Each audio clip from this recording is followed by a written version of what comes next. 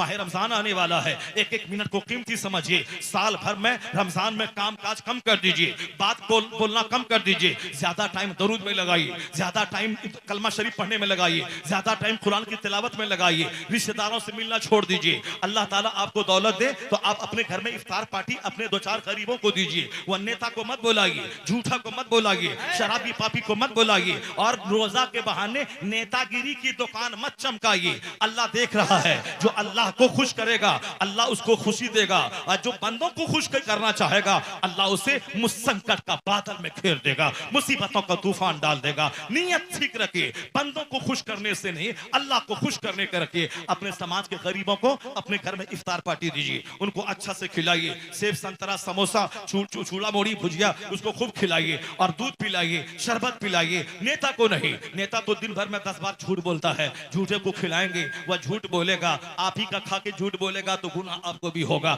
इसलिए नेक लोगों को खिलाइए, परहेजगारों को खिलाइए, रोजेदारों को खिलाइए, और अपने करीबी रिश्तेदारों को खिलाइए। रोजा रखने का अलग सवाब, इफ्तार करवाने का अलग सवाब। अभी सुभान अल्लाह बोले तो थोड़ी नेकी, रमजान में बोले तो बड़ी नेकी। अभी नफल पढ़े तो एक सवाब, रमजान में पढ़े तो फर्ज के बराबर सवाब, रमजान में फर्ज अदा करें 70 फर्ज के बराबर सवाब मिले। रमजान का महीना बख्शिश का पैगाम लेके आ रहा है, गुनाहों का दाग झाड़ने आ रहा है, अपने आप को नेक परहेजगार सेहतमंद बनाने आ रहा है। आज रामदेव बोलता है रोजा रखे सेहतमंद हो जाएगा, जापान का गोल्ड मेडलिस्ट बोलता है रोजा रखे सेहतमंद हो जाएगा, हॉलैंड का पादरी बोलता है observe fast you will be healthy, America का वैज्ञानिक बोलता है observe fast you will be healthy, Hindustan का वैज्ञानिक बोलता है उपवास कीजिए हेल्दी बन जाइएगा। आमतौर पर मीडिया वाला नाचता है कि रमजान में बंदा कमजोर हो जाता है, निढाल हो जाता है। मैं जरा गरीबान चाक करके उस बदतमीज को मैं बताऊं,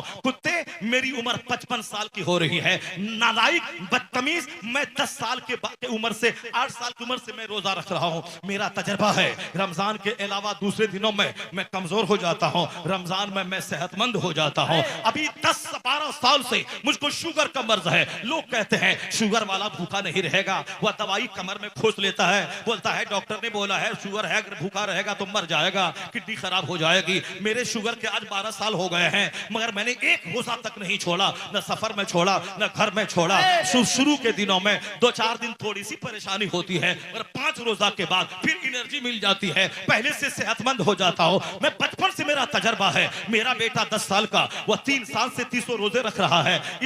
मेरा बेटा इस बार 10 साल का एक है, एक 12 का, एक 14 साल का। 14 साल वाला 3 साल से 300 रोजे रख रहा है। 12 साल वाला पिछले साल सारा रोजा रखा। इस बार मैं मदीना शरीफ नहीं जा रहा हूं ताकि मैं तीनों बच्चों को अपने साथ में रोजा रखवाऊं। साल भर तो बाहर रहता हूं। वह 10 साल को भी 300 रोजा इंशाल्लाह अल्लाह ने चाहा। रोजा फर्ज नहीं है, मगर अभी मैं उसकी आदत दिलाऊंगा। मेरे बाप ने हम पर रोजा फर्ज हुआ था 15 साल में, मगर मैं 8 साल से रोजा रख रहा था। मेरे वालिद ने रोका था, मैं भूख के मारे जमीन पर लेटता था तो असर की नमाज के बाद। अम्मी कहती थी छोड़ दीजिए इनको, इस पर जब रोजा फर्ज नहीं है क्यों आप ऐसा कर रहे हैं। अब्बा कहता था नहीं छोड़ दो, बस 1 घंटा का सवाल है, 1 घंटा के बाद 1 घंटा का सवाल है, बस हो गया। अब सूरज डूबने वाला है, ये देखो 6:10 होने वाला है। यानी वो दिलासा देते थे। अम्मी कहती थी ये मर जाएगा, अब्बा कहते थे नहीं मरेगा, रोजा रख रहा है, अल्लाह की बात मान रहा है, नहीं मरेगा। अगर मौत लिखी रहेगी, मर गया तो शानदार मौत मर जाएगा, हालत रोजा में मर जाएगा। इसलिए हर माँ बाप को यह ख्याल रखना चाहिए। मैं 55 साल की उम्र हूं, मेरा तजर्बा है रमजान में सेहत मिल जाती है। वो झूठा है जो कहता है कि रमजान में सेहत गिर जाती है, और आज साइंस ने साबित कर दिया। जापान का gold medalist observe fast you will be healthy, Ramdev observe fast you will be healthy, America का वैज्ञानिक observe fast you will be healthy, Hindustan का doctor observe fast you will be healthy. क्या मतलब? रोजा रखिए हेल्दी हो जाएगा। ये सारे लोग आज कह रहे हैं मेरा पैगंबर 1400 साल पहले कहा सुनू तसाहू, रोजा रखो सेहतमंद हो जाओगे, रोजा रखो सेहतमंद हो जाओगे, सेहतमंद यहां हो जाओगे, और जन्नत में बाबे रैयान वहां तेरे लिए खुल जाएगा। रोजेदार के मुंह की बदबू कस्तूरी से ज्यादा खुशबूदार अल्लाह के नजदीक है। तो तजर्बा है। इसलिए अब मेरा पैगंबर कौन हुआ? कोई साइंसदान बड़ा नहीं, स्कॉलर बड़ा नहीं, और फिलोसफर बड़ा नहीं, अदीब बड़ा नहीं, कोई बड़ा नहीं। सबसे आला व औला हमारा नबी, सबसे बाला व वाला हमारा नबी, सारे ऊंचों में ऊंचा समझिए जिसे है, उस ऊंचे से ऊंचा हमारा नबी। जबकि सवाब उस वक्त मिलेगा जबकि अलहम्द से लेके बन्नास तक पूरा कुरान बंदा हालते नमाज में सुनेगा, हालते नमाज में सुनेगा, तब तरावी की नमाज होगी। ऐसा नहीं कि गए बस बाहर जाके गपशप कर रहे हैं और इमाम साहब रुकू में गए, झट से शरीक हो गया। खत्म कुरान का सवाब कभी नहीं मिलेगा, जो कि खत्म कुरान का अज्र उस वक्त मिलेगा जबकि पूरा कुरान हालते नमाज में सुना गया हो। हमने बेदिली के साथ रमजान में सुना, जाना ही नहीं कुरान में क्या आया है, कुरान ने क्या पैगाम दिया है।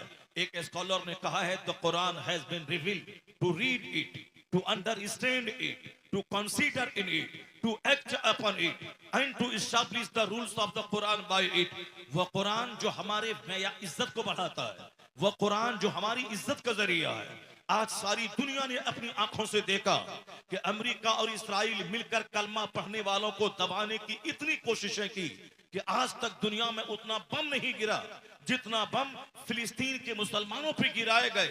लेकिन जिसने कहा था कि 3 दिन में मैं गाजा को तबाह कर दूंगा, आज 16 महीने गुजर गए, मगर फिर भी वहां के नौजवान बिल्कुल तरोताजा मस्ती के साथ जिंदा है और सारी दुनिया उनके तमाशे को देख रही है कि 16 महीने बम बारूद को झेलने के बावजूद ये इतना मोटा ताजा क्यों है। इनके पास गन कहां से आ गए, इनके पास महंगी महंगी कारें कहां से आ गई, ये हजारों लाखों की तादाद में अब तक ये टनल में कैसे छुपे हुए थे। सारी दुनिया ने जान लिया कि जहां महंगे महंगे बम गिराए गए, मगर बम की ताकत खत्म हो गई, मगर ईमानी ताकत का जलवा सारी दुनिया आज देख रही है कि 16 महीने के बाद मुसलमान जिंदा है, उनकी अजान की आवाज जिंदा है, उनका सजदा जिंदा है, उनके सरों की टोपियां जिंदा है। वो थक गए मगर इस्लाम मुस्कुराता रहा।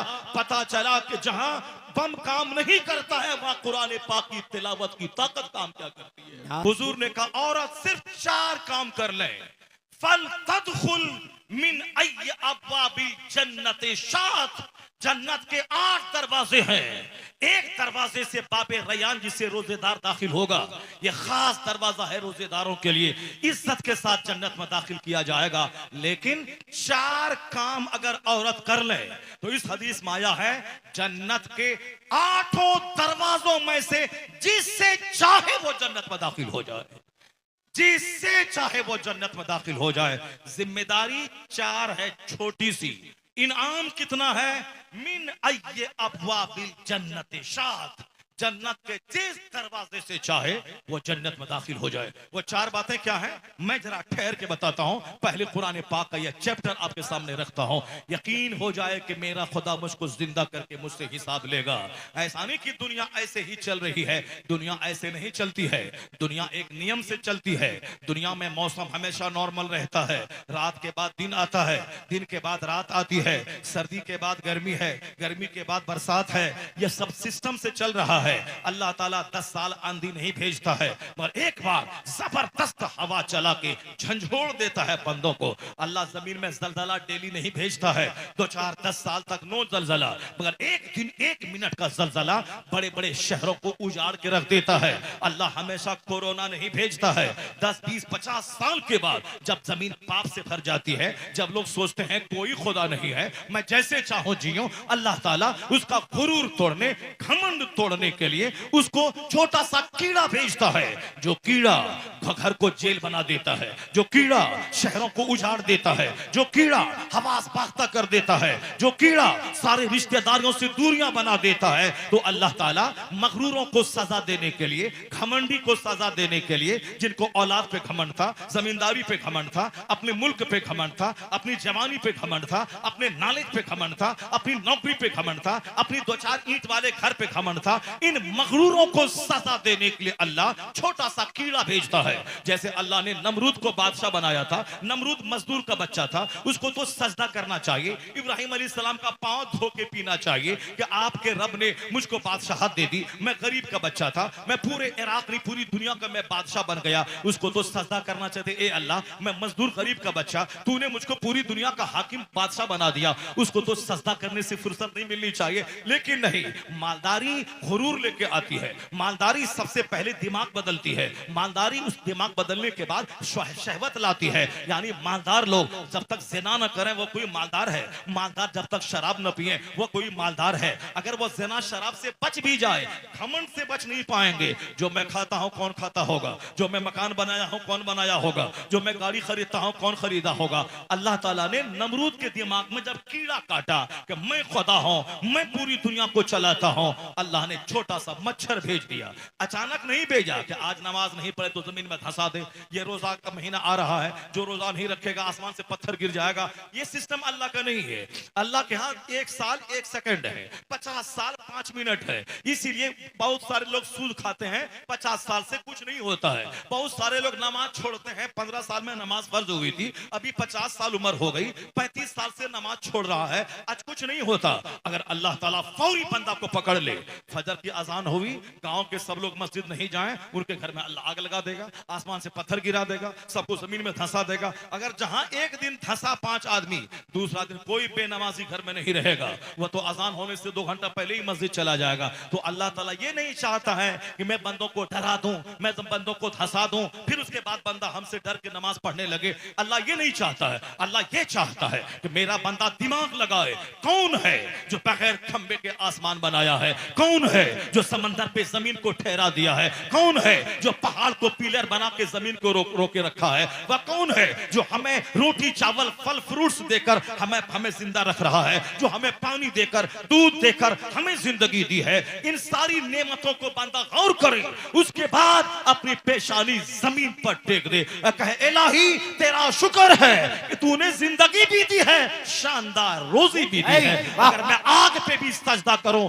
फिर भी तेरी इस नेमत का शुक्र मुझसे अदा ना हो पाएगा। अल्लाह चाहता है कि बिन देखे आप ईमान लाएं, बिन देखे जन्नत पर यकीन, बिन देखे जहन्नम पर यकीन, बिन देखे फरिश्तों पर यकीन, बिन देखे कयामत पर यकीन।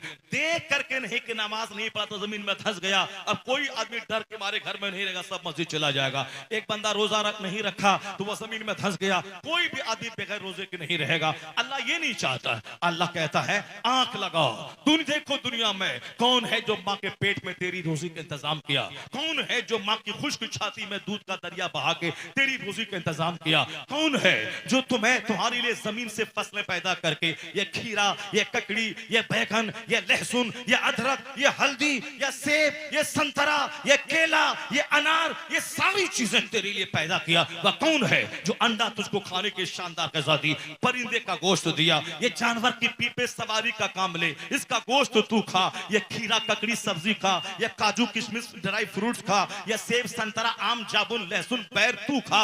ये तमाम सिस्टम, फ्रूट्स का सिस्टम, ड्राई फ्रूट का सिस्टम, वेजिटेबल का सिस्टम, ये कॉर्स का सिस्टम, ये दूध का सिस्टम, ये गोश्त का सिस्टम, ये नदी की मछली का सिस्टम, ये सारी नेमतें हमारे लिए। ना अल्लाह खाता है ना अल्लाह का फरिश्ता खाता है, ये सारी नेमत हमारे लिए। तो ए बंदे जरा थोड़ा दिमाग लगा दे कि कौन है मेहरबान खुदा जो ये सारा इंतजाम मेरे लिए किया। सूरज चमकाया मेरे लिए ताकि मैं दिन में काम करूं, चांद दिया मेरे लिए ताकि रात की वहशत से मैं बचूं, ये मौसम तब्दील किया मेरे लिए ताकि गर्मी का मजा, जाड़े का मजा, बरसात का मजा मैं लूं, रात का मजा, दिन का मजा मैं लूं। तो तुमको अकल लगा कौन है जो ये सारा सिस्टम निजाम चलाता है। जब तू गौर करेगा तब पता चलेगा ये सारी नेमत हमारे लिए।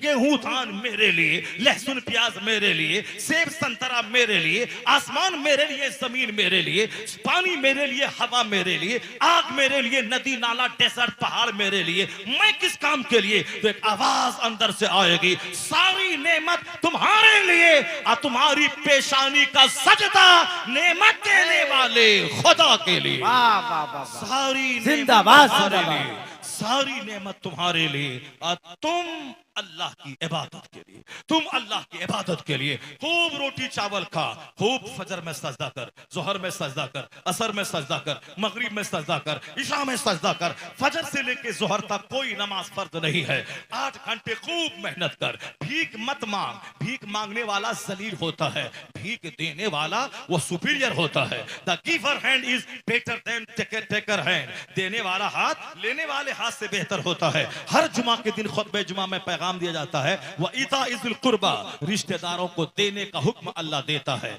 सास को देने का, ससुर को देने का, दामाद को देने का, चचेरे भाई को देने का, गरीबों मिस्किनों को देने का, लेने का नहीं देने का। और जो देने वाला होगा वो जब तक पास में पैसा नहीं तो कहां से देगा? पैसा ऐसा दे हो हमारे पास कि मैं खुद खाऊं, गरीबों को खिलाऊं, मैं खुद खाऊं, अपने रिश्तेदार को दूं। ऐसा नहीं कि ईद के दिन मुंह चुरा के बैठ जाऊं कि ससुर वहां से सेवई भेज देगा, ससुराल से कपड़ा आ जाएगा, ससुराल वाला वहां से जूता चप्पल भेज देगा। नहीं भेजा तो मुंह फुला के बैठ जाए, अब उसके यहाँ नहीं जाएंगे। यानी 10 साल देता रहा तो वाह वाह, एक बार गरीब था बेचारा, नहीं दिया तो मुंह फुला के बैठ गया, नहीं जाऊंगा तुम्हारे घर में, नहीं जाऊंगा तुम्हारे घर में। ये सब हिजड़ों की कहानी है, ना मर्दों की कहानी है, खसीसों रजीलों जलीलों की कहानी है। क्यों जलील बनना चाहता है? तू बहादुर बन कि तू अपने बाप को भी दे, ससुर को भी दे, इतना कमा कि अपनी माँ को भी दे, सास को भी दे, इतना कमा अगर तेरा अपना भाई गरीब है उसे भी दे और अपना साला गरीब है उसे भी दे। ऐसा नहीं कि सास ससुर को तू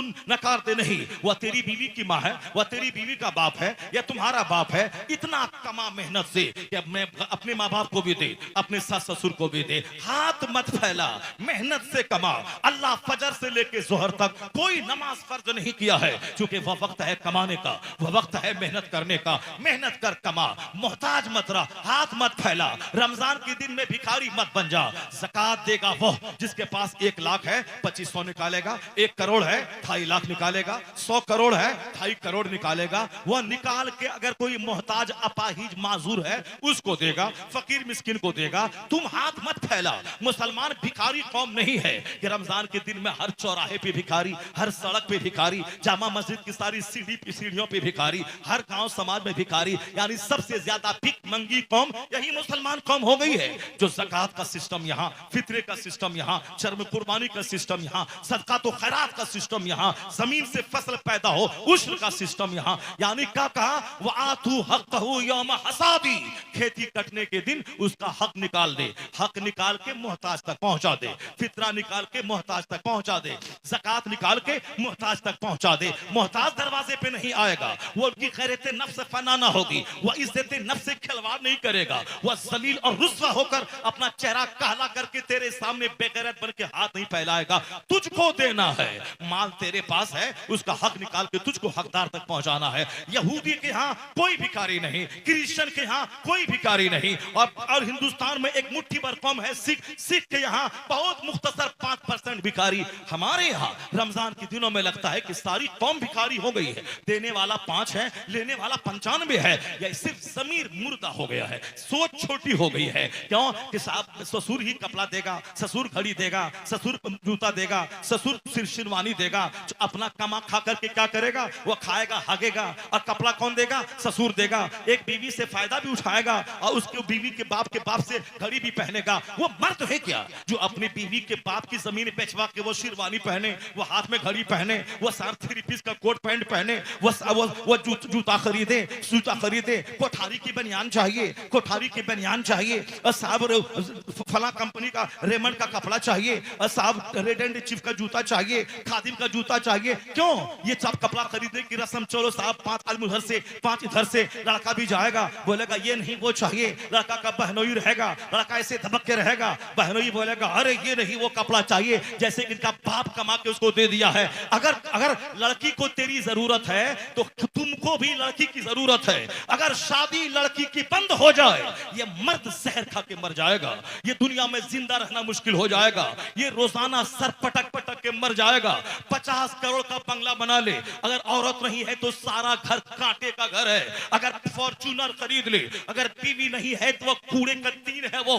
इसलिए तमाम फिक्स डिपॉजिट, तमाम महल, तमाम गाड़ियां, सबकी रौनक इस बीवी की वजह से है। अगर ये है तो घर घर घर घर घर की जीनत है, अगर ये नहीं है तो घर वो साहब कंगालों का घर है, वो भिखमंगों का घर है, वो साहब कब्रिस्तान से बदतर है जिस घर में औरत न हो। इनकी वजह से हमारी सेहत है, इनकी वजह से मेरी आंख गुनाहों से बचती है, इनकी वजह से मेरे बच्चे हैं, इनकी वजह से मेरा बच्चा मेरी निशानी है। क्या तुम अपने से बच्चा पैदा करेगा? अगर औरत न रहेगी तो तेरा बेटा कहां से पैदा होगा? जब सारी बहार इनसे है तो उनके बाप को रोला के 3 पीस पहनने का क्या मतलब है? उनके बाप की जमीन बेचवा के कार लेने का क्या मतलब मतलब है? उनके बाप को भीख मंगवा के 35 साल की सारी कमाई 35 मिनट में पानी की तरह बहा देने का क्या मतलब है? जब तुझको औरत की जरूरत है तो फिर उस औरत के बाप को रुला के ये मोटरसाइकिल, ये बुलेट, ये कार, ये कपड़ा, वो शर्म आनी चाहिए कि पलंग बीवी लाएगी और सोएगा ये हिजड़ा, वो सोफा बीवी लाएगी बैठेगा ये हिजड़ा, वॉशिंग मशीन बीवी लाएगी कपड़ा धोएगा ये हिजड़ा, वो हिजड़ा है जो वह सब लाएगी, कटोरा वो लाएगी, प्लेट वो लाएगी, वो पैर पोछने वाला वो लाएगी, खिड़की का पर्दा वो लाएगी, टेबल क्लॉथ वो लाएगी। तू क्या करेगा? हिजड़ा।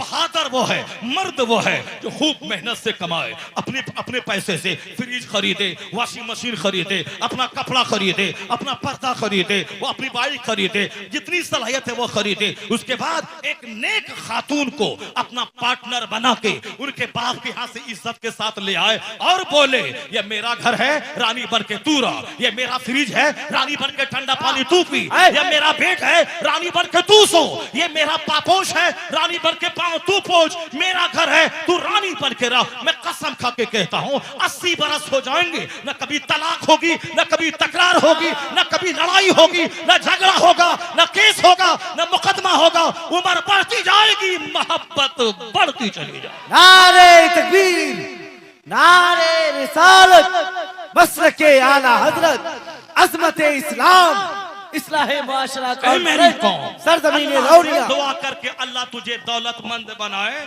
ताकि तू फितरा निकाले, तू ज़कात निकाले, मांगने वाला मत बन, देने वाला बन। तुम्हें मालूम है हजरत इब्राहिम बिन अदहम के पास शफीक बल्खी आए, कहा हुजूर मैं कमाने के लिए वतन से बाहर जा रहा हूँ, अब 1 साल के बाद आऊंगा। कहा ठीक है जाओ, कमाने के लिए जाना चाहिए। अल-कासिबु हबीबुल्लाह, कमाने वाला अल्लाह का दोस्त होता है, मेहनत मुशक्कत से कमाने वाला अल्लाह का दोस्त होता है। नेक ताजिर तिजारत करने वाले मुत्तकी ताजिरों का हश्र कयामत के दिन नबी सिद्दीक शुहदा के साथ होगा। इसलिए सिर्फ नफल पढ़ना कमाल नहीं है, अपने बाल बच्चों को इज्जत से रखने के लिए हलाल कमाई करना ये भी बहुत बड़ी इबादत है। हाँ अलबत्ता नमाज़े पंजगाना के बाद ये सारी चीजें इबादत है। नमाज़े पंजगाना के बाद नमाज छोड़ करके चाहे बेटी पालें, चाहे बेटा पालें, चाहे कुछ भी करें, सारी कोई नेकियां लटकी भी रहेंगी। नमाज छोड़ने के बाद कोई नेकी काम नहीं आएगी। हाँ नमाज पढ़ने के बाद अगर बिजनेस करें, तिजारत करें, टोकरी में सेब लेके बैठ जाएं, अनार लेके बैठ जाएं। मैं कहता हूं हमारा बच्चा बोलता है नौकरी नहीं मिलती है,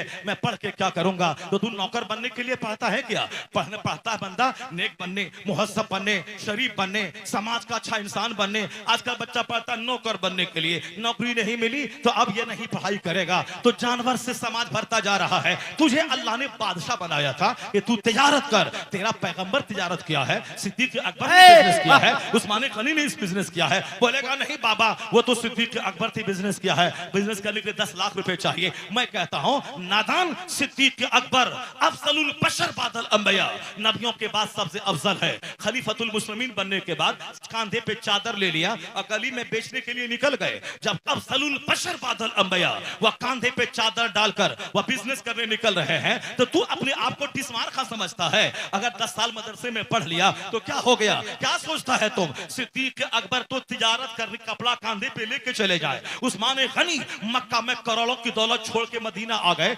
मदीने में पनीर लेके बैठ गए, मदीने में दूध लेके बैठ गए। करोड़ों की जायदाद अल्लाह के लिए छोड़ी थी तो अल्लाह ने इस छोटे से बिजनेस में बरकत दे दी। उससे ज्यादा दौलत है मदीने में अल्लाह ने उस्मान को अता फरमा दिया। अल्लाह से सौदा करके तो देख, तो कौन 10 लाख रुपए लेके बैठेगा? 10,000 की सेब लेके बैठ जा, 10,000 का कपड़ा लेके बैठ जा, 10,000 की सब्जी लेके बैठ जा। अल्लाह चाहेगा उस्मान गनी का सदका मिलेगा। ये 10,000 लेके आज बैठा है, कल 10 करोड़ वाला हो जाएगा, 10 अरब वाला हो जाएगा। जब हिंदुस्तान में मुकेश अंबानी का बाप धीरू भाई अंबानी अमेरिका में मजदूरी करने गया था, आज उसका बेटा दुनिया का 10 टॉप मालदारों की सूची में एक नाम उसका है। हिंदुस्तान के 150 करोड़ लोगों में सबसे बड़ा नाम मुकेश अंबानी का है। उनका बाप मजदूरी करता था, उनका बाप बोलता मैं मजदूरी कर रहा हूं, मैं कैसे अरबपति बन जाऊंगा? गवर्नमेंट से मैं ले लेता हूं लोन 50 खरब रुपया, उसके बाद बिजनेस करूंगा और बिजनेस नहीं चला तो जहर खा के मर जाऊंगा। कर्ज लेके बिजनेस मत कर, बल्कि हलाल तरीके से कर। मजदूरी 10,000 लेके बैठ जा, 500 रुपए का आम लेके बैठ जा, फिर अल्लाह पर भरोसा कर, अल्लाह तुम्हें अरबपति बना देगा, करोड़पति बना देगा। नौकर क्यों बनना चाहता है? वअदल्लाहु लज़ीना आमनू व अमिलुस सालिहात मिनहुम लयस्तखलिफन्नहुम फिल अर्द। अल्लाह ने वादा किया है, जो ईमान लाएगा, नेक बनेगा, अल्लाह उसे इस जमीन का बादशाह बना देगा, इस जमीन का खलीफा बना देगा। तो तू बादशाह बनने आया है, नौकर बनना चाहता है, 10 लाख ले लीजिए नौकरी दे दीजिए, 20 लाख ले लीजिए नौकरी दे दीजिए, 40 लाख ले लीजिए नौकरी ले लीजिए। ये रिश्वतखोरी का काम क्यों करता है? यह रिश्वत देना हराम, पहले ही दिन हराम से तू जरिए माश का इंतजाम क्यों कर रहा है? अल्लाह पर यकीन नहीं है, इसलिए मारे मारे फिर रहा है। वमन यतफक्कल अल्लाह फहुव हस्बु। गौसे पाक के पास 4 बीवियां थी, 49 औलाद थी। पूछ उनसे, कैसे आपने 4 बीवी को पाला? न लड़ाई न झगड़ा, 49 औलाद को पाला। जवाब मिलेगा, वमन यतफक्कल अल्लाह फहुव हस्बु। जो अल्लाह पे भरोसा करता है, अल्लाह उसके लिए काफी हो जाता है, अल्लाह उसके लिए काफी होता है। ला तक़तुलू औलादकुम खश्यता इमलाक। गरीबी के डर से बच्चों को ज़बह मत कर, मैं तुझे भी रोजी देता हूं, तेरे बच्चों को भी रोजी दूंगा। अल्लाह पर मजबूत यकीन आदमी के चेहरे को हरा भरा रखता है। अब जरा गौर से सुनिए, वो चैप्टर में खोलता हूं, उसके बाद वो हदीस में सुनाता हूं, फिर उसके बाद आपके लिए एक हदीस सुनाता हूं। मैं माइक छोड़ देता हूं, मैं आपसे रुखसत हो जाऊंगा। आप घबरा तो नहीं रहे आप लोग? अगर घबरा, जरा जोर से बोले सुभान अल्लाह, हाथ उठा के बोले ला इलाहा इल्लल्लाह। तकरीर सुनिए, तकरीर सुनिए, अपनी जिंदगी संवारिए। अल्लाह ने सारी चीजें आपके लिए पैदा की हैं, आपको अल्लाह की इबादत के लिए पैदा किया है। आपका जो काम है वो काम कीजिए, अल्लाह का जो काम है वो अल्लाह कर रहा है। दुनिया चलाना अल्लाह का काम, हुकूमत देना अल्लाह का काम, हुकूमत छीनना अल्लाह का काम, दुनिया चलाना अल्लाह का काम, मौसम बदलना अल्लाह का काम, नमरूद को मामूली मच्छर से तबाह बर्बाद करना अल्लाह का काम, वो अल्लाह का काम है। दुनिया चलाना अल्लाह का काम है। आप दुनिया का टेंशन मत मोल लीजिए, कल मर जाइएगा, कब्र में जाइएगा। ज्यादा अखबार मत पढ़िए, ज्यादा न्यूज मत पढ़िए, ज्यादा न्यूज चालक मत बनिए, ज्यादा मोबाइल चालक मत बनिए। आप नमाज पाबंदी से पढ़िए। पानी का जो क्रीम पीरियड है, उस क्रीम पीरियड को तुमने किस काम में लगाया? खाते खाते, सोते सोते, घूमते घूमते, दूसरों का चेहरा देखते, इंजॉय करते, किस काम में? ये जवानी ही है जो क्रीम पीरियड है इबादत के लिए, दुनिया में मेहनत से कमाने के लिए। कहा गया है कि 70 बूढ़ा मिलके अगर तौबा करे कि अब मैं गुनाह नहीं करूंगा, अब मैं नेक बनूंगा, तो अल्लाह उतना खुश नहीं होता जितना एक जवान की तौबा से अल्लाह खुश होता है। क्योंकि बूढ़ा आदमी की तो कमर झुक गई, उसकी रगें टेढ़ी हो गई, उनकी ख्वाहिशात मर गई, इसलिए अब वह बूढ़ा तौबा न करे तो क्या करे। लेकिन वह जवान जिसकी आंखों में ख्वाहिश शहवत जिंदा है, जिसकी शर्मगाह में शहवत जिंदा है, जिसके सीने में शहवत जिंदा है, ये अगर आंखें बंद कर लेता है, दिमाग को गंदे ख्याल से पाक कर लेता है, अपनी शर्मगाह की हिफाजत करता है, ये नफ्स में आग लगी है कि देखा जाए, मगर ये आंख बंद करके नफ्स पे कंट्रोल करता है, लाहौल पढ़ता है, अपने आप को उस राहों से जाने से बचाता है, अगर ये तौबा कर लेता है तो 70 बूढ़ों की तौबा से ज्यादा उस जवान की तौबा से अल्लाह खुश हो जाता है। क्योंकि इन्होंने मुश्किल काम किया है, इन्होंने बड़ा हार्ड काम किया है, जो काम इनके बस में नहीं था, मगर इसने अल्लाह की रहमत से उम्मीद करते हुए अपने आप को गुनाहों से बचाने की कोशिश की है। ये तो बूढ़ा है, वो तो कमर ही नहीं उठेगी तो क्या जुर्म करेगा। इसलिए असल तौबा जवानी की, असल मेहनत जवानी की, असल इबादत जवानी की। बुढ़ापे में तो तरावी की नमाज में 5 बार वजू करना पड़ता है, अब पीछे से गैस फॉर्म हो जाती है, मगर जवान चाहे ईशा के वजू से फजर पढ़ सकता है। उनका गुर्दा मजबूत, उनका मसाना मजबूत, उनका लीवर मजबूत, उसकी छोटी बड़ी आंत मजबूत, इसलिए वह 10-10 घंटे तक एक वजू से रह सकता है। तो असल इबादत जवानी की है, वरना बुढ़ापे में सिवाय रोने से कोई फायदा ना होगा। अल्लाह सवाल करेगा अन शबाब ही, जवानी के बारे में कि तू जवानी किस काम में लगाया। ये आंख, ये जबान, ये ब्रेन, ये हाथ, ये पेट, ये घुटना टकना, जिसको मोड़ते हैं हम, अगर ये इसमें फ्लेक्सिबल नहीं रहे तो इसका मोड़ना हमारे लिए महाल हो जाए। अगर यहाँ दाना ना पचे तो मेरा जिंदा रहना मुश्किल हो जाए। अगर ब्लड ना बने तो 10 करोड़ रुपए खर्च हो जाएंगे 2 साल जिंदा रहने के लिए, ब्लड ऊपर से चढ़ाने के लिए। ये सब कुछ फ्रीली हो रहा है। मैं खाना खा रहा हूँ, खाना पच रहा है, एक तरफ पेशाब बन के निकल रहा है, एक तरफ पखाना बन के निकल रहा है, एक तरफ ब्लड बन के मेरी सारी रगों में जा रहा है। वही थोड़ा सा सिस्टम ब्लड बनने वाला चरमरा जाए तो फिर दिन में तारे नजर आते हैं। 10 बीघा जमीन बिक जाती है एम्स में ब्लड चढ़वाने में। ऐसे बहुत सारे केसेस हैं। तो इसके बारे में तो सवाल करेगा करेगा अल्लाह। मैं बहुतों को गूंगा रखा, तुझको जबान दी, क्या किया तुमने? मैंने बहुत सारों को अंधा बनाया, तुझको आंख दी, तुमने क्या किया? मैंने बहुत सारे लोगों को बहरा बनाया, तुझको मैंने कान दिया। बहरा 10 लाख की मशीन लगा के सुनता है और तू बगैर मशीन के सुन लेता है, तुमने इसके बदले में क्या किया? ये बता दे। आंख का सवाल, दिल का सवाल, जबान का सवाल, ब्रेन का सवाल, पांव का सवाल। इस पांव को कहां लेके गया? सिनेमा हॉल में, तारीख की भट्टी में, दूसरों को सताने के लिए, दूसरों की बेटी का रिश्ता तोड़वाने के लिए, थाने में दूसरों को फंसाने के लिए, दूसरों के ग्राहक को रोकने के लिए, दूसरों के खिलाफ पंचायती करने के लिए कहां इस पांव को ले गया? सवाल तो होगा। यह जमीन सीसी कैमरा की तरह हमारी हर गतिविधि को नोट कर रही है। जिस तरह मेरी गर्दन पे मौत की तलवार लटक रही है, मैं नहीं देखता हूं किस वक्त मर जाऊं, उसी तरह जमीन का खित्ता खित्ता हमारी सारी गतिविधि को नोट कर रहा है।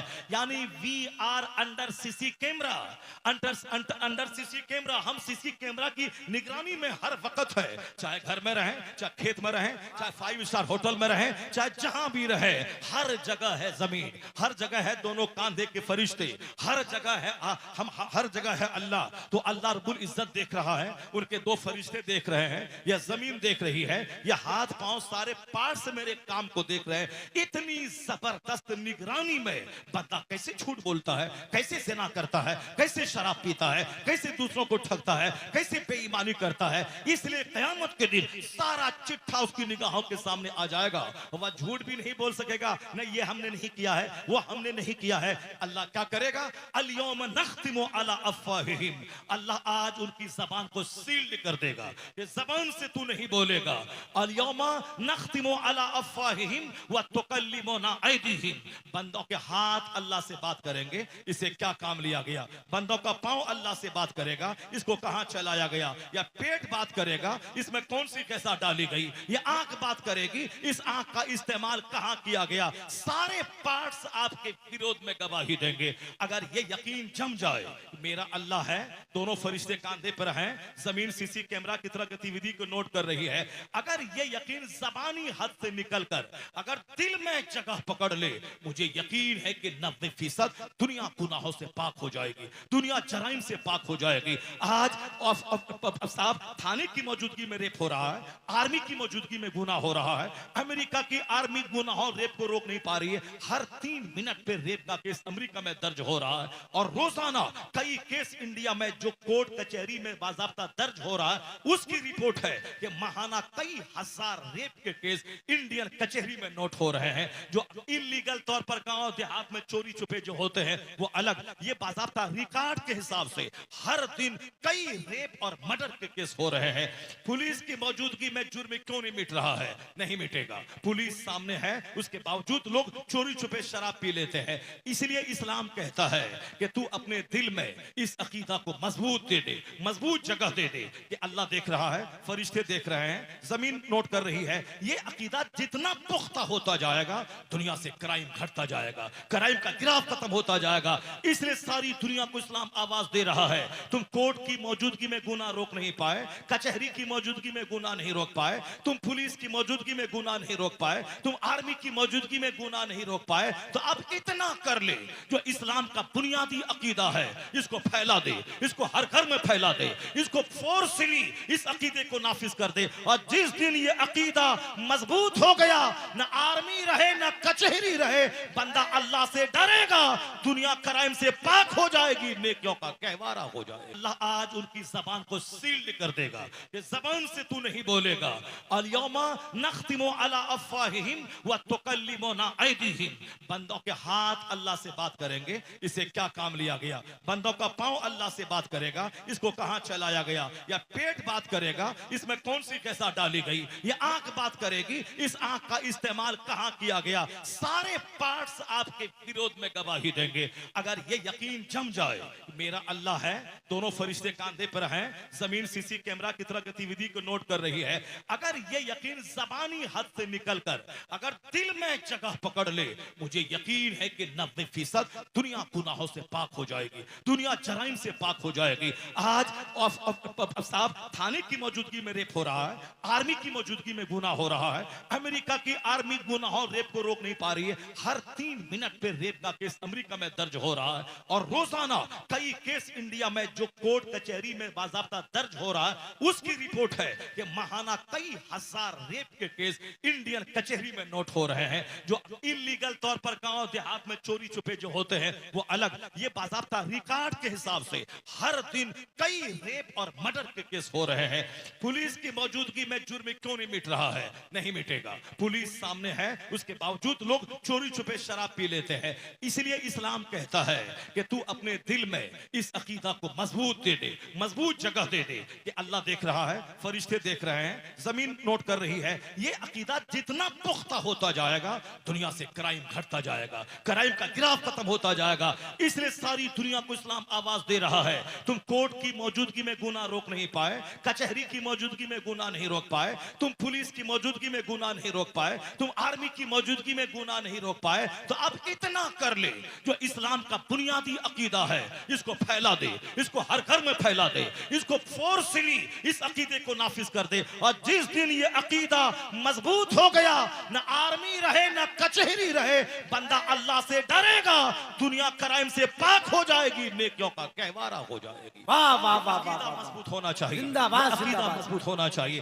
दुनिया वाला कुछ भी करे मगर आप यकीन कर ले। क्या अब जरा गौर से सुनिए, मैं इस टॉपिक को टच करूं, उसके बाद एक हदीस सुनाऊं, फिर उसके बाद एक बात आपके लिए बोलूं, उसके बाद मैं आपसे रवाना हो जाऊं, क्योंकि बहुत मेहमानों की एक बड़ी तवील फहरिस्त मौजूद है। शमीम भाई मौजूद हैं, उसके बाद दिलबर शाही आ जाएंगे, फिर गुलाम रब्बानी साहब नश्तर, उनकी आमद हो जाएगी। यानी जबरदस्त महफिल आज होने वाली है। नात खानी भी वो साहब फोहड़ नात खानी नहीं होगी, बल्कि साहब वो नाचने गाने वाली नात खानी नहीं होगी। ये अख्तर परवाज हबीबी है, मुहज्जब नात पढ़ने वाले, मैं इसको पसंद करता हूँ। ये शमीम भाई बहुत अच्छी नात पढ़ते हैं, अच्छे लबो लहजे में, न बहुत ज्यादा हाथ पैर नचाते हैं, न बहुत ज्यादा आगे पीछे माइक लेके जमीन पे कूद जाते हैं, बिल्कुल नॉर्मली सिविलाइज्ड होकर नात पढ़ते हैं। असल होना यही चाहिए था, तरीका वही था कि आदमी 5 मिनट नात पढ़े, 2 घंटे की तकरीर हो जाए, फिर 5 मिनट में एक नात पढ़े, फिर 2 घंटे की तकरीर हो जाए, फिर 5 मिनट नात पढ़े, फिर 2 घंटे की तकरीर हो जाए। अभी परसों रात में कलकत्ता में था, कल तो बंबई था, परसों कलकत्ते में था। कलकत्ता में मैंने देखा जिस होटल जहां ठहरा था, बाजू में देवबंदी की एक मजलिस हो रही थी और मुझको बरेलवी की मजलिस में जाना था। अब देवबंदी की मजलिस की आवाज पूरी आ रही थी। 11 बजे तक उनका 3 मौलाना एक लंबा खिताब कर चुका था। मैं सब सुन रहा था बैठ के। 11 बजे तक उनका 3 आलिम खिताब कर चुके थे और 3 टर्म में और 3 राउंड में नात खानी भी उसकी हो चुकी थी।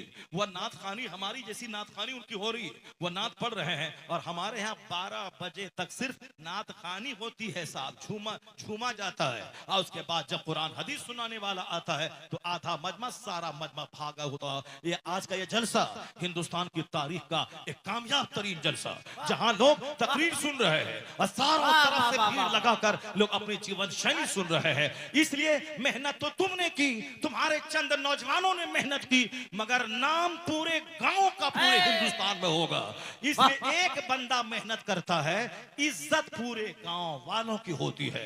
लेकिन एक बंदा अगर डांस का प्रोग्राम करवाए, अगर एक बंदा नाचने कूदने का प्रोग्राम करवाए, एक लड़का किसी लड़की को लेके भाग जाए, करता है एक मगर नाक पूरे गांव की कट जाती है, सबकी आबरू मिट्टी में मिल जाती है। उसी तरह 1 2 4 बच्चे, अहमदाबाद में रहने वाला, दिल्ली में रहने वाला, इस गांव में रहने वाला, 4 बच्चों ने हिम्मत की। तो कौन सा गांव, क्या नाम है इस गांव का?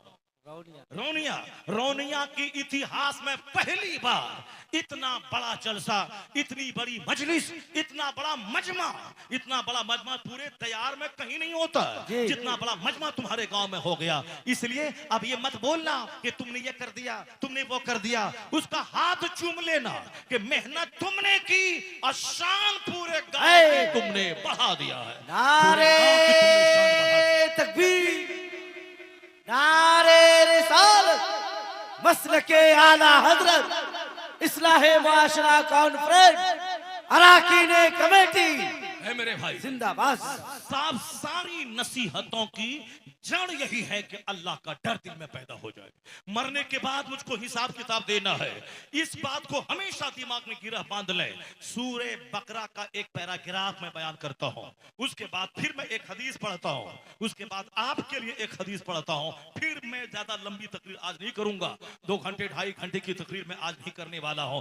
बस ये कहां कुरान पाक का एक चैप्टर में खोल देता हूं, उसके बाद एक हदीस मां बहन बेटी के लिए मैं सुना देता हूं, उसके बाद एक हदीस आपके लिए सुना देता हूं, या 3 बात, उसके बाद मेरी तकरीर खत्म। एक बार जोर से बोले सुभान अल्लाह, हाथ उठा के बोले ला इलाहा इल्लल्लाह। एक बंदा महफिल से उठ के नहीं जाएगा जब तक कि मेरी तीनों बात में सुन ले। तीनों बात, एक बात कुरान का चैप्टर, एक हदीस मां बहन के लिए कि कौन सी औरत कहां जाएगी। हदीस माया है अल मरअतु इज़ा सल्लत खम्सहा व सामत शहरहा व ताअत बालहा व हसनत फरजहा। उसके बाद जो हुजूर ने कहा है वो दिल खोल के सुनिए, मेरी मां बहन बेटियां सुन लें। हुजूर ने कहा औरत सिर्फ 4 काम कर ले, फल तदखुल मिन अय्य अब्वाबिल जन्नत शात। जन्नत के 8 दरवाजे हैं, एक दरवाजे से बाबे रैयान जिससे रोजेदार दाखिल होगा, यह खास दरवाजा है रोजेदारों के लिए, इज्जत के साथ जन्नत में दाखिल किया जाएगा। लेकिन 4 काम अगर औरत कर ले तो इस हदीस में आया है जन्नत के 8 दरवाजों में से जिससे चाहे वो जन्नत में दाखिल हो जाए, जिससे चाहे वो जन्नत में दाखिल हो जाए। जिम्मेदारी 4 है छोटी सी, इनाम कितना है, मिन अय्य अब्वाबिल जन्नत शात। जन्नत के जिस दरवाजे से चाहे वो जन्नत में दाखिल हो जाए। वो 4 बातें क्या हैं मैं जरा ठहर के बताता हूं। पहले कुरान पाक का यह चैप्टर आपके सामने रखता हूं, यकीन हो जाए कि मेरा खुदा मुझको जिंदा करके मुझसे हिसाब लेगा। ऐसा नहीं कि दुनिया ऐसे ही चल रही है, दुनिया ऐसे नहीं चलती है। दुनिया एक नियम से चलती है। दुनिया में मौसम हमेशा नॉर्मल रहता है, रात के बाद दिन आता है, दिन के बाद रात आती है, सर्दी के बाद गर्मी है, गर्मी के बाद बरसात है। यह सब सिस्टम से चल रहा है। अल्लाह ताला 10 साल आंधी नहीं भेजता है, मगर एक बार जबरदस्त हवा चला के झंझोड़ देता है बंदों को। अल्लाह जमीन में जलजला डेली नहीं भेजता है, 2-4-10 साल तक नो जलजला, मगर एक दिन 1 मिनट का जलजला बड़े बड़े शहरों को उजाड़ के रख देता है। अल्लाह हमेशा कोरोना नहीं भेजता है। 10-20-50 साल के बाद जब जमीन पाप से भर जाती है, जब लोग सोचते हैं कोई खुदा नहीं है, मैं जैसे चाहूं जियूं, अल्लाह ताला उसका गुरूर तोड़ने, घमंड तोड़ने के लिए उसको छोटा सा कीड़ा भेजता है, जो कीड़ा घर को जेल बना देता है, जो कीड़ा शहरों को उजाड़ देता है, जो कीड़ा हवास बाख्ता कर देता है, जो कीड़ा सारे रिश्तेदारों से दूरियां बना देता है। तो अल्लाह ताला मगरूरों को सजा देने के लिए, घमंडी को सजा देने के लिए, जिनको औलाद पे घमंड था, जमींदारी पे घमंड था, अपने मुल्क पे घमंड था, अपनी जवानी पे घमंड था, अपने नॉलेज पे घमंड था, अपनी नौकरी पे घमंड था, अपनी 2-4 ईंट वाले घर पे घमंड था, इन मगरूरों को सजा देने के लिए अल्लाह छोटा सा कीड़ा भेजता है। जैसे अल्लाह ने नमरूद को बादशाह बनाया था, नमरूद मजदूर का बच्चा था, उसको तो सजदा करना चाहिए, इब्राहिम अलैहिस्सलाम का पांव धो के पीना चाहिए कि आपके रब ने मुझको बादशाहत दे दी, मैं गरीब का बच्चा था, मैं पूरे इराक नहीं पूरी दुनिया का मैं बादशाह बन गया,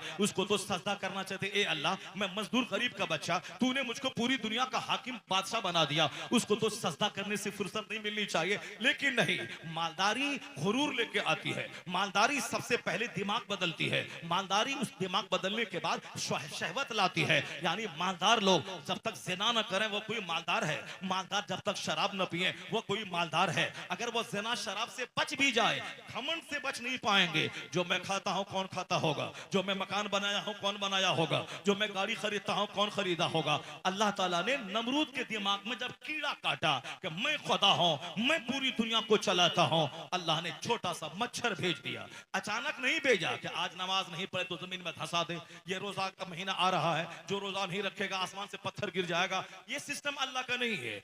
अल्लाह के हाथ 1 साल 1 सेकंड है, 50 साल 5 मिनट है। इसीलिए बहुत सारे लोग सूद खाते हैं, 50 साल से कुछ नहीं होता है। बहुत सारे लोग नमाज छोड़ते हैं, 15 साल में नमाज फर्ज हुई थी, अभी 50 साल उम्र हो गई, 35 साल से नमाज छोड़ रहा है, आज कुछ नहीं होता।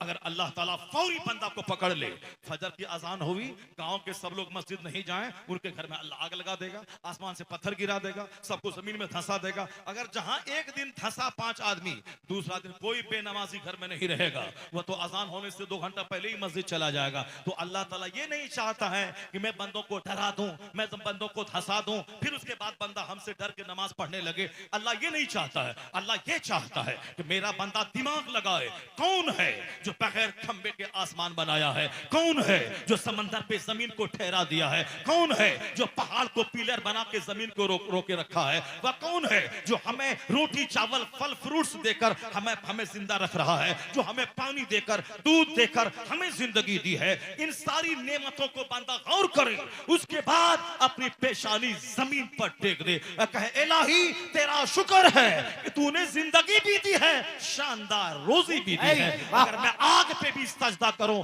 फिर भी तेरी इस नेमत का शुक्र मुझसे अदा ना हो पाएगा। अल्लाह चाहता है कि बिन देखे आप ईमान लाएं, बिन देखे जन्नत पर यकीन, बिन देखे जहन्नम पर यकीन, बिन देखे फरिश्तों पर यकीन, बिन देखे कयामत पर यकीन।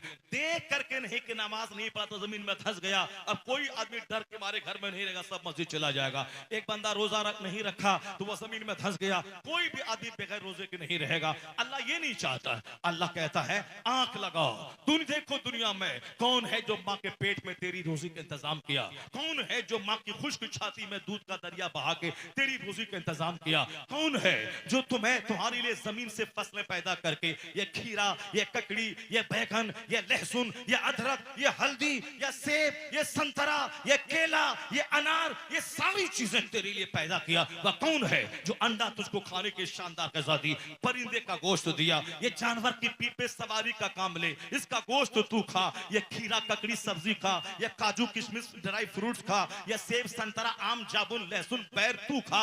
ये तमाम सिस्टम, फ्रूट्स का सिस्टम, ड्राई फ्रूट का सिस्टम, वेजिटेबल का सिस्टम, ये कॉर्न्स का सिस्टम, ये दूध का सिस्टम, ये गोश्त का सिस्टम, ये नदी की मछली का सिस्टम, ये सारी नेमतें हमारे लिए, ना अल्लाह खाता है ना अल्लाह का फरिश्ता खाता है, ये सारी नेमत हमारे लिए। तो ए बंदे जरा थोड़ा दिमाग लगा दे कि कौन है मेहरबान खुदा जो ये सारा इंतजाम मेरे लिए किया, सूरज चमकाया मेरे लिए ताकि मैं दिन में काम करूं, चांद दिया मेरे लिए ताकि रात की वहशत से मैं बचूं, ये मौसम तब्दील किया मेरे लिए ताकि गर्मी का मजा, जाड़े का मजा, बरसात का मजा मैं लूं, रात का मजा, दिन का मजा मैं लूं। तो तुमको अकल लगा कौन है जो ये सारा सिस्टम निजाम चलाता है। जब तू गौर करेगा तब पता चलेगा ये सारी नेमत हमारे लिए, गेहूं धान मेरे लिए, लहसुन प्याज मेरे लिए, सेब संतरा मेरे लिए, आसमान मेरे लिए, जमीन मेरे लिए, पानी मेरे लिए, हवा मेरे लिए, आग मेरे लिए, नदी नाला डेजर्ट पहाड़ मेरे लिए,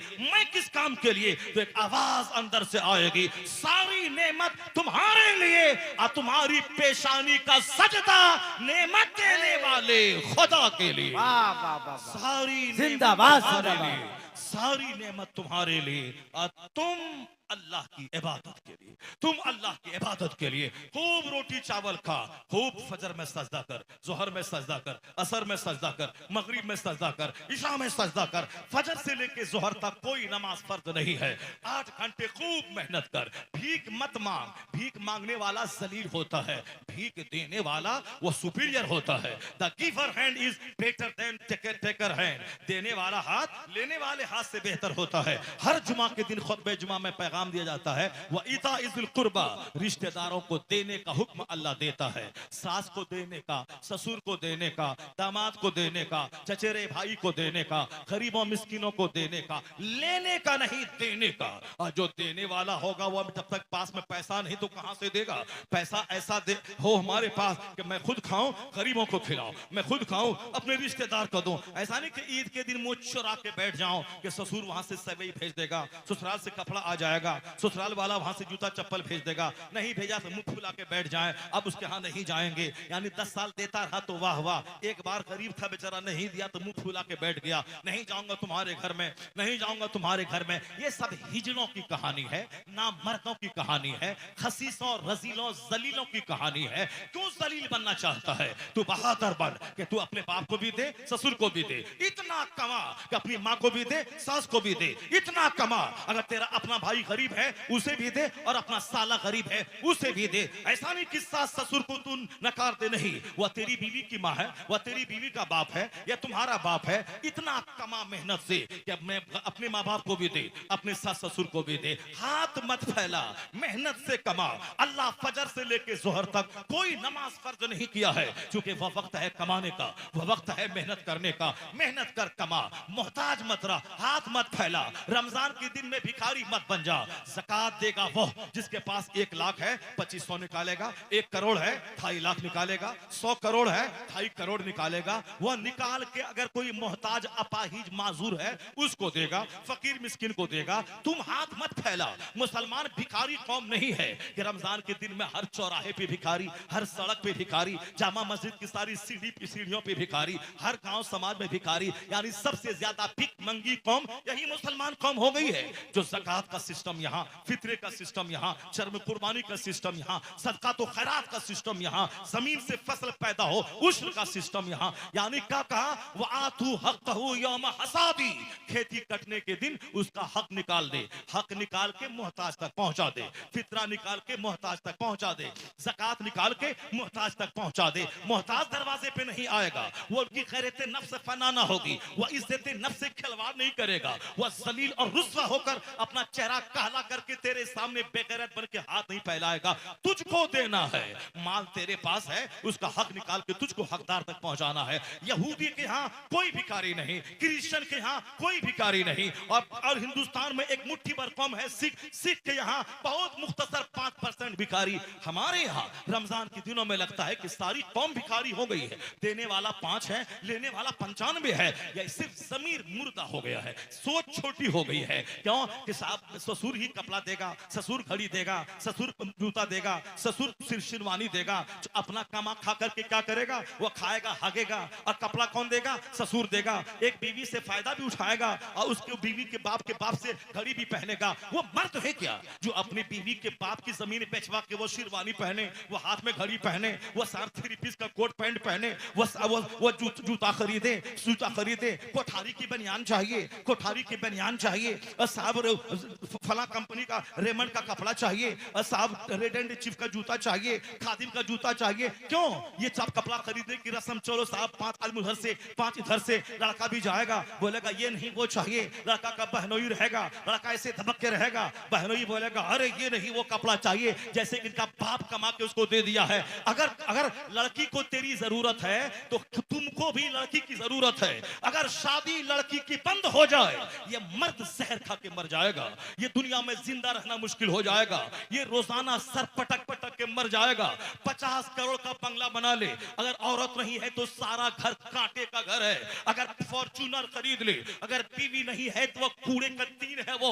इसलिए तमाम फिक्स्ड डिपॉजिट, तमाम महल, तमाम गाड़ियां, सबकी रौनक इस बीवी की वजह से है। अगर ये है तो घर घर घर घर घर की जीनत है, अगर ये नहीं है तो घर वो साहब कंगालों का घर है, वो भिखमंगों का घर है, वो साहब कब्रिस्तान से बदतर है जिस घर में औरत न हो। इनकी वजह से हमारी सेहत है, इनकी वजह से मेरी आंख गुनाहों से बचती है, इनकी वजह से मेरे बच्चे हैं, इनकी वजह से मेरा बच्चा मेरी निशानी है। क्या तुम अपने से बच्चा पैदा करेगा? अगर औरत न रहेगी तो तेरा बेटा कहां से पैदा होगा? जब सारी बहार इनसे है तो उनके बाप को रोला के 3 पीस पहनने का क्या मतलब है? उनके बाप की जमीन बेचवा के कार लेने का क्या मतलब है? उनके बाप को भीख मंगवा के 35 साल की सारी कमाई 35 मिनट में पानी की तरह बहा देने का क्या मतलब है? जब तुझको औरत की जरूरत है तो फिर उस औरत के बाप को रोला के ये मोटरसाइकिल, ये बुलेट, ये कार, ये कपड़ा, वो शर्म आनी चाहिए कि पलंग बीवी लाएगी और सोएगा ये हिजड़ा, वो सोफा बीवी लाएगी बैठेगा ये हिजड़ा, वाशिंग मशीन बीवी लाएगी कपड़ा धोएगा ये हिजड़ा। वो हिजड़ा है जो वह सब लाएगी, कटोरा वो लाएगी, प्लेट वो लाएगी, वो पैर पोछने वाला वो लाएगी, खिड़की का पर्दा वो लाएगी, टेबल क्लॉथ वो लाएगी। तू क्या करेगा? हिजड़ा बहादुर वो है, मर्द वो है जो खूब मेहनत से कमाए, अपने अपने पैसे से फ्रिज खरीदे, वॉशिंग मशीन खरीदे, अपना कपड़ा खरीदे, अपना पर्दा खरीदे, वो अपनी बाइक खरीदे,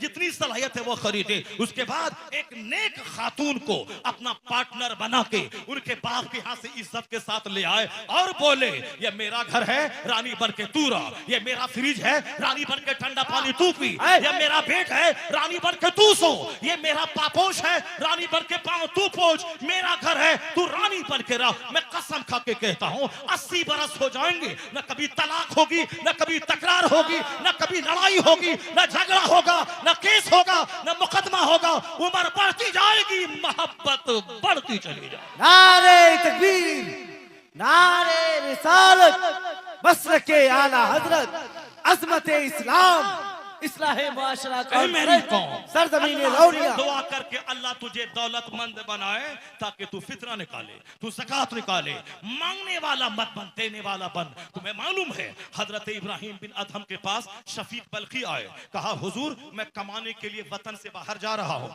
अब 1 साल के बाद आऊंगा। कहा ठीक है जाओ, कमाने के लिए जाना चाहिए। अलकासिबु हबीबुल्लाह, कमाने वाला अल्लाह का दोस्त होता है, मेहनत मुशक्कत से कमाने वाला अल्लाह का दोस्त होता है। नेक ताजिर तिजारत करने वाले मुत्तकी ताजिरों का हश्र कयामत के दिन नबी सिद्दीक शुहदा के साथ होगा। इसलिए सिर्फ नफल पढ़ना कमाल नहीं है, अपने बाल बच्चों को इज्जत से रखने के लिए हलाल कमाई करना ये भी बहुत बड़ी इबादत है। हाँ अलबत्ता नमाज़े पंजगाना के बाद ये सारी चीजें इबादत है। नमाज़े पंजगाना के बाद नमाज छोड़ करके चाहे बेटी पालें, चाहे बेटा पालें, चाहे कुछ भी करें, सारी कोई नेकियां लटकी भी रहेंगी। नमाज छोड़ने के बाद कोई नेकी काम नहीं आएगी। हाँ नमाज पढ़ने के बाद अगर बिजनेस करें, तिजारत करें, टोकरी में सेब लेके बैठ जाएं, अनार लेके बैठ जाएं। मैं कहता हूं हमारा बच्चा बोलता है नौकरी नहीं मिलती है, मैं पढ़ के क्या करूंगा? तो तू नौकर बनने के लिए पढ़ता है क्या? पढ़ता है बंदा नेक बनने, मुहज्जब बनने, शरीफ बनने, समाज का अच्छा इंसान बनने। आजकल बच्चा पढ़ता है नौकर बनने के लिए, नौकरी नहीं मिली तो अब ये नहीं पढ़ाई करेगा,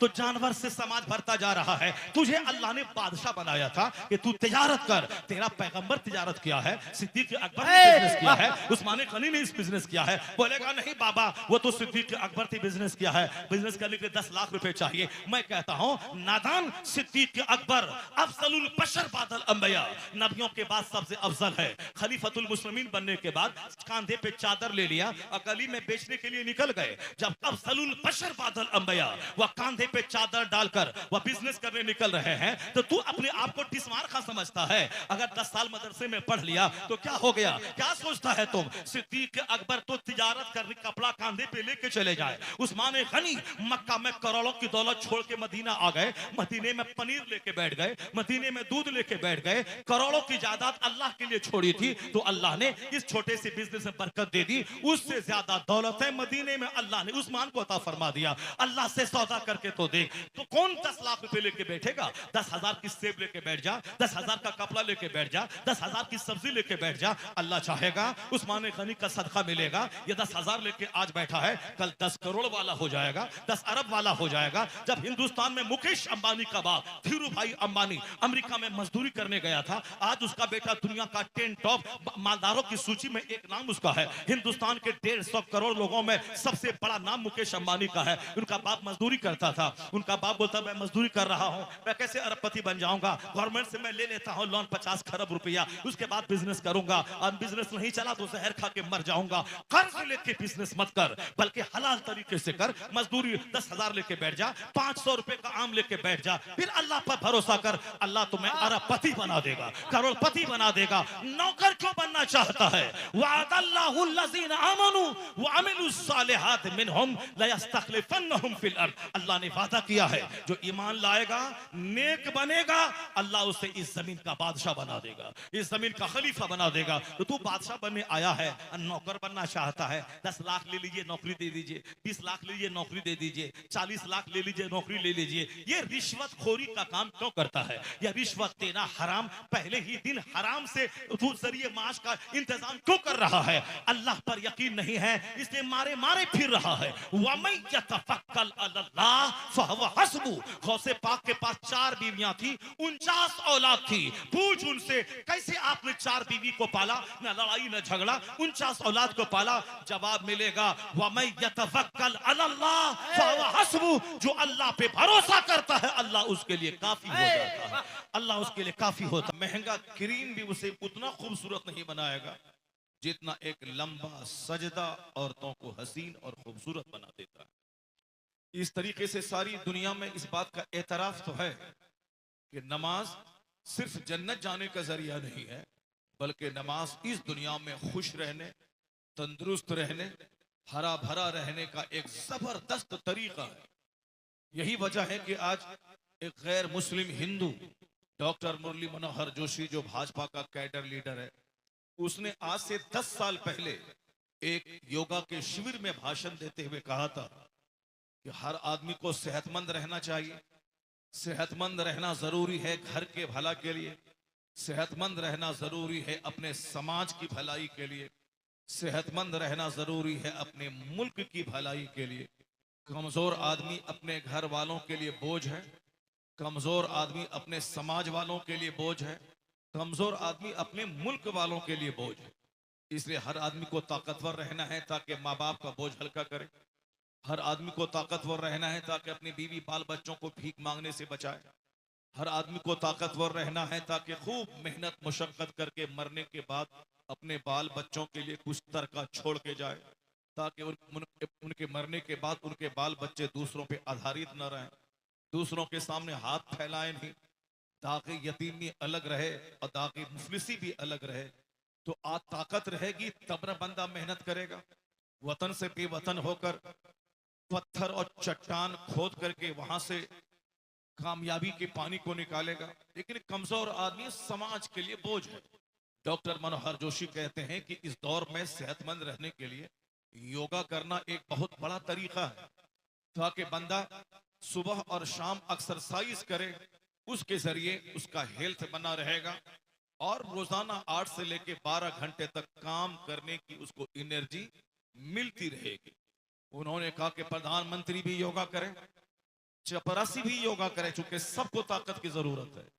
जिसका दिमाग खर्च होता है उसको भी एनर्जी चाहिए और जिसका जिस्म खर्च होता है उसको भी एनर्जी चाहिए, मगर एनर्जी के बगैर कुछ काम नहीं होगा। मनोहर जोशी कहने लगे बहुत सारे लोगों ने अलग अलग तरीका अपनाया है। अब उन्होंने कहा कि रामदेव जी उत्तराखंड के हैं, योगा का तरीका बताया है कि सुबह सवेरे खुली फजाओं में चले जाएं, हाथ उठाएं, हाथ नीचे करें, सांस रोक लें, सांस तेज तेज छोड़ें। इससे अंदर से तंदुरुस्ती आपको मिलेगी और आप फुलफिलमेंट महसूस करेंगे, बेटरमेंट महसूस करेंगे आप। कहा उन्होंने, दिल्ली के योगा मास्टर ने कहा है कि आप एक जगह बैठ जाएं, नाक पे ध्यान केंद्रित करें। मैं कहना चाहता हूं कि डॉक्टर मनोहर जोशी भाजपा का लीडर, वो क्या बोला? वो एक ऐसा आदमी है जिसने भाजपा पार्टी की बुनियाद का सतून है। वो 3 लोग हैं जिसने इस पार्टी को कायम किया, अटल बिहारी वाजपेयी, डॉक्टर मुरली मनोहर जोशी, लाल कृष्ण आडवाणी। ये 3 लोगों ने इस पार्टी को बनाया, जो पार्टी आज 10 साल से पूरे भारत पर राज कर रही है। पार्टी का जो मैनिफेस्टो हो उससे हमको बहस नहीं, लेकिन जिसको हम जिस नजरिए से देखते हैं, यही नजरिया हमारा है कि यह लोग हमारे ताल्लुक से अच्छा ख्याल नहीं रखता है, लेकिन वही हमारे मजहब के ताल्लुक से कितनी जबरदस्त बात बोल गया। मनोहर जोशी कहने लगे योगा का जितना तरीका है दुनिया में, वह सारे तरीके एक तरफ, मगर जब मैं नमाज़े पंजगाना को गौर से देखता हूं कि 24 घंटे में 5 वक्त इस्लाम ने नमाज को कंपलसरी, अनिवार्य, फर्ज करार दिया है, और हर वक्त की नमाज में कई रकात नमाजें हैं, और हर रकात में स्टैंडिंग खड़ा होने की हालत भी है, रुकू होने की हालत भी है, सजदा होने की हालत भी है, बैठने की हालत यानी standing position, reclining position, sitting position. वो कहते हैं कि जब बंदा खड़ा होता है, उस खड़े होने की हालत में ये हार्ट अपने जिस्म के सारे निचले पार्ट्स में ब्लड वाफिर मिकदार में पहुंचाता है। जब ये बंदा रुकू में जाता है, ये हार्ट और ब्रेन दोनों बराबर समतल हो जाता है, और जब बंदा सजदे में जाता है, ये हार्ट जो ब्लड का सप्लायर है, यानी ये दिल ब्लड पूरे जिस्म को देता भी है अब पूरे जिस्म से ब्लड लेता भी है। यह दिल बंद हुआ तो आदमी मर जाता है। यह दिल में ब्लॉकेज हुआ, अगर कोई रगें बंद हो गई तो फिर इसमें स्टंट डालना पड़ता है, बाईपास सर्जरी करनी पड़ती है। और आजकल यह मर्ज बढ़ रहा है। जरा गौर से सुनिए कि दुश्मन हमारी नमाज के बारे में कितना सघन अध्ययन करके कैसी बातें बोल गया। सारे मुसलमानों को उनकी बात को गौर से सुनना चाहिए। मुसलमानों के वह लोग जो नहीं समझते कि नमाज क्या चीज है, रोजा क्या चीज है, क्योंकि ये समझते हैं कि दिन भर गुटखा खाओ, 2-4 घंटे जाके काम करके 200-400 रुपए कमा के लाओ, खाओ पियो, खा पी के मर जाओ, छोटा सा घर बना लो, छोटी सी जमीन खरीद लो, यही मेरा मकसद हयात है। हालांकि मकसद हयात ये नहीं है। हमसे ज्यादा खाना पीना जानवर खाता है, हमसे ज्यादा पानी जानवर पीता है। हम 2 गिलास पानी पिए तो उल्टी हो जाए, मगर ये जानवर 2-2 बाल्टी पानी पीता है। तो हमसे ज्यादा पानी पीने का मजा ये जानवर लेता है। हम अगर 4 रोटी खा लें तो वॉमिटिंग हो जाए, लेकिन ये जानवर साहब 40-40 केजी घास खा जाता है। खाने का असल मजा तो वो लेता है, पानी का असल मजा तो वो लेता है, नींद का असल मजा तो जानवर लेता है। जानवर नदी के किनारे सो जाता है, बीच रास्ते में सो जाता है, राख के ढेर पे सो जाता है, आपके दरवाजे दहलीज पे सो जाता है, यानी जहां नींद आ गई वहीं सो गया। उसको 5 मंजिला मकान बनाने की जरूरत नहीं है, उसको साहब 40,000 रुपए का गद्दा खरीदने की जरूरत नहीं है। यहाँ तो हम लोगों जैसे लोग 40 केजी रुई के गद्दे पर सोने के बावजूद नींद को बुलाने के लिए दवाई का इस्तेमाल करना पड़ता है। हिंदुस्तान में जितने मालदार किस्म के लोग मिलेंगे जिनके दरवाजे पे फॉर्च्यूनर खड़ी है, जो 2-4-10 फैक्ट्री के मालिक हैं, जो महानगर मेट्रोपॉलिटन सिटी में जिसका अपना घर है, उसमें 99% लोग नींद को बुलाने के लिए दवाइयां इस्तेमाल करते हैं। और अक्सर लोग गांव घर में, आजकल गांव घर में भी नींद न आने की शिकायत बढ़ती जा रही है। लोग बिस्तर पे करवट बदलते रहते हैं, नींद नहीं आती है। मगर ये जानवर कोई गोली नहीं खाता है, लेटा फौरन नींद आ गई, और जहां चाहा वही नींद आ गई।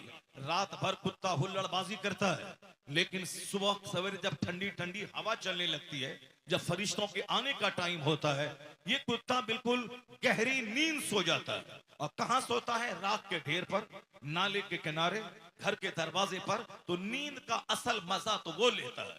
हम 10 साल में 2 बच्चे पैदा करते हैं, सेक्स का मजा ये जानवर लेता है जो साल में 10-10 बच्चे पैदा करता है।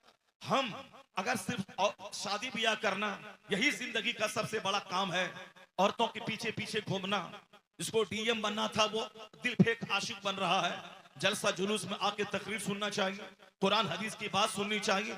वह कुरान जो इल्म का समंदर, वह कुरान जो इल्म का पहाड़, वह कुरान जो इल्म का सरचश्मा है। जब मदरसे में 20 साल बच्चे पढ़ते हैं, फिर भी कहते हैं कि मैं कुरान पाक की एक आयतों की तफसीर और तौज़ी कम हक़ों में नहीं पढ़ पाया।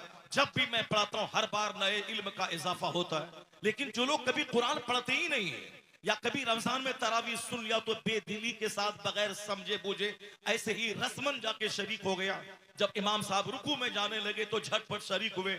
ऐसे सारी जिंदगी वो तरावी पढ़ता रहे, कभी तरावी की नमाज और खत्म कुरान का सवाब नहीं मिलेगा उसको। जब